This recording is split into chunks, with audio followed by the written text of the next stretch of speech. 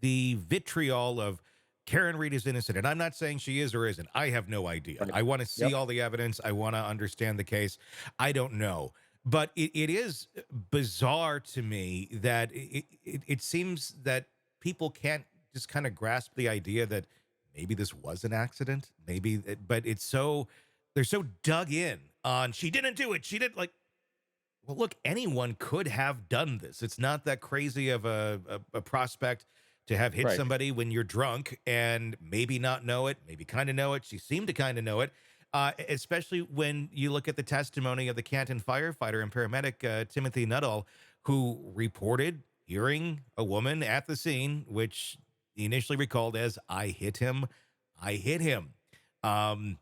I guess tone and candor have a lot to do with that. I mean, if it's said of, I hit him, I hit him, or I hit him, I hit him. I mean, that really kind of makes it either a question, a statement, or I don't know really what it could be. Someone who's in kind of a state of shock and drunk at the same time. So you have such conflicting stories, but why is it that we can't look at this and go, maybe this just did happen? It was an accident. Well, I think no matter what happened, it was an accident. Yeah. And especially when you look at the parents of the dead officer in the courtroom, you see the pain and anguish there that Yeah. people keep forgetting that, hey, someone died Mm-hmm. and it was a tragic death.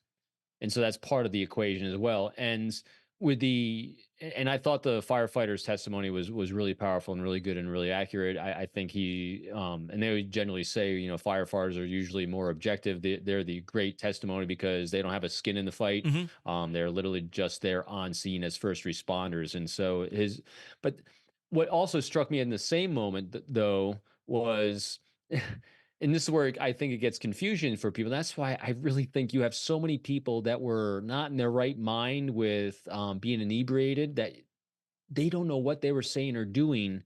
Because at the same time, if she intended to or actually did hit him, she then tried resuscitating him, because it was, he testified, the firefighter testified, she had blood on her face, Yeah. from trying to do, mouth to mouth resuscitation. That's not the act of someone who doesn't care for someone else. I mean, so that was also an interesting thing. I mean, can you imagine how it would be if she didn't have that Mm-hmm. and she made that statement? So that's what I mean. So there's it's a lot of tragedy in this one. That's all we can really say. No, it is, and it's a weird one because if she gets off on this, if they find her not guilty, are they going to continue an investigation? Is there going to be an investigation into who actually did this? Because I mean, the jurisdiction there would be the one that clearly is saying no, we had nothing to do with this.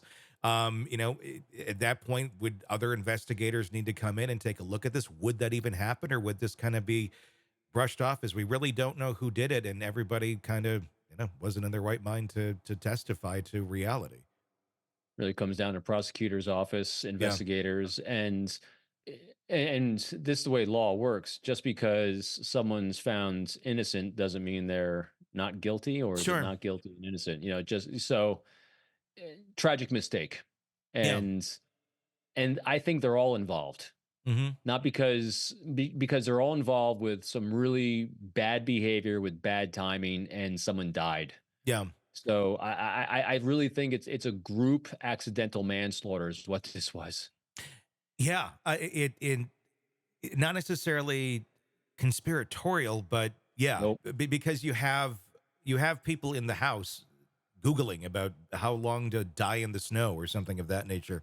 Um, so there's like some sort of consciousness within the house that he's out there, but we never have heard anything quite about that yet. Maybe we'll find more out about that Right. as to why that was ever Googled. I mean, it could be innocent of, well, he didn't show up for the party. I wonder where he is. Did he trip? Did he fall somewhere? Do we know what's going on?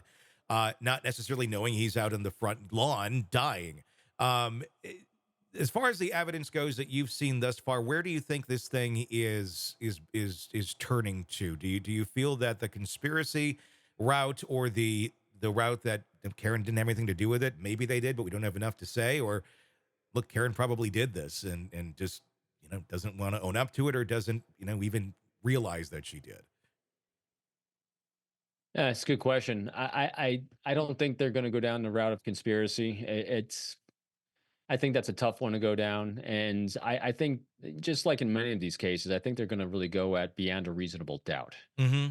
And there's reasonable doubt that she was the one that was behind the wheel, or was manifested his death, Hmm. because there's reasonable doubt there. Yeah. Could she have? Yes. Could someone else have? Yes. Could there's all in other words, there's a lot of could haves. And Yeah. so unless we start seeing some really good hard evidence that direct points us in a direction that is beyond a reasonable doubt for a jury, I don't see it going that way. I think you have reasonable doubt no matter who's being tried here, quite honestly. That's Whether, why I'm saying I think we have yeah, a group collective yeah, accidental manslaughter, yeah. But how do you, which is called a tragic accident. yeah, and that's what it is. I mean, how do you prove that if nobody's willing to, or even I guess maybe even aware that they were involved in something like this? I don't know.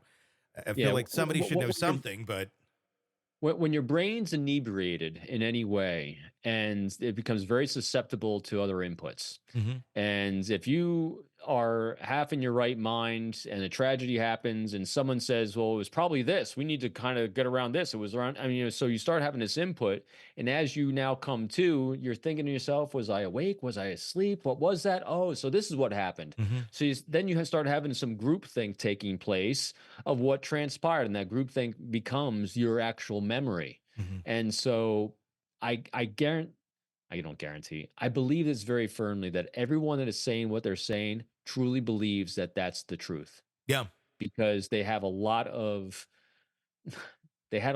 bad behaviors that mhm, evening that led to this. yeah, And I again I'm hard pressed to think it's a conspiracy, but that being said, just because it's not a conspiracy doesn't mean that you don't have a camaraderie and a fellowship between officers. I mhm, mean, that's huge. There's a lot of pain and suffering. Anytime you have pain, suffering, and a challenging lifestyle, the people inside that lifestyle tend to bond very, very closely. mhm. And so if that department has that kind of bond, which many of them do, your first reaction is to kind of not circle like it's us against the rest of the world, but support is a better word for it. You tend to support each other.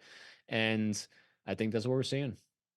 Hey, thanks for checking out the video. Be sure to follow us wherever you download podcasts, and especially Apple Podcasts, where you can get advanced episode and premium content on our premium channel right there. Also, be sure to follow us on social media so you don't miss any breaking updates on the stories that matter to you most. We're on TikTok, X, Instagram, Facebook. Just search Hidden Killers Podcast with Tony Brueski, and you'll find us right there. Again, thanks for watching.